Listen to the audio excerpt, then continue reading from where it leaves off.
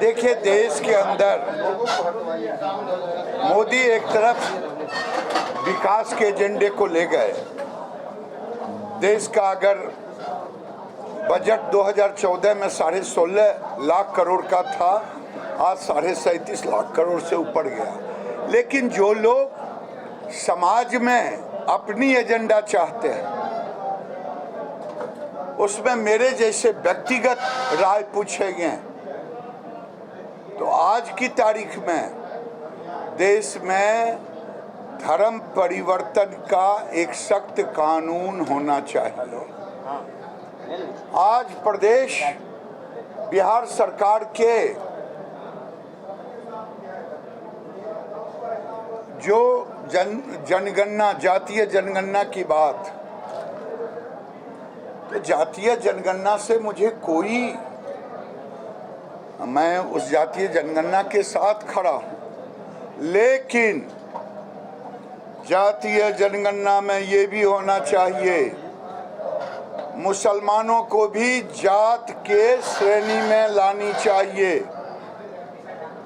क्योंकि फायदा लेते हैं जातीय जनगणना में हो।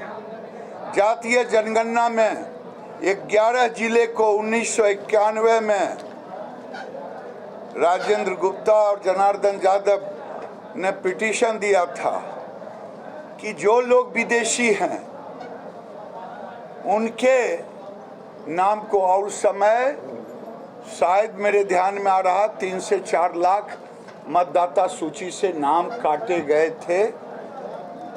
आज मैं कहता हूं उस पर भी जातीय जनगणना में उनको नहीं शामिल करना चाहिए। जो घुसपैठिए हैं, राजनीतिक दृष्टि से भले जो कह लें, लेकिन जातीय जनगणना से उनको, चाहे रोहिंग्या हों, चाहे बांग्लादेशी घुसपैठिए हों, चाहे 1991-92 में निकाले गए जो हैं, उनके परिवार को भी उस जातीय जनगणना में नहीं शामिल करना चाहिए।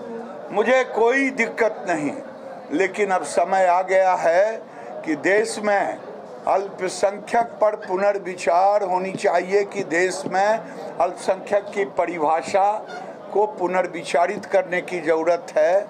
जब मदनी खुद कह रहे हैं कि मैं तो अब अल्पसंख्यक नहीं हूँ, तो अल्पसंख्यक शब्द को हटा देनी चाहिए, ये मैं कह रहा हूँ, क्योंकि हम ऐसे भी नारा लगा रहे हैं सबका साथ, सबका विकास, सबका विश्वास, सबका प्रयास। मैं आज के लिए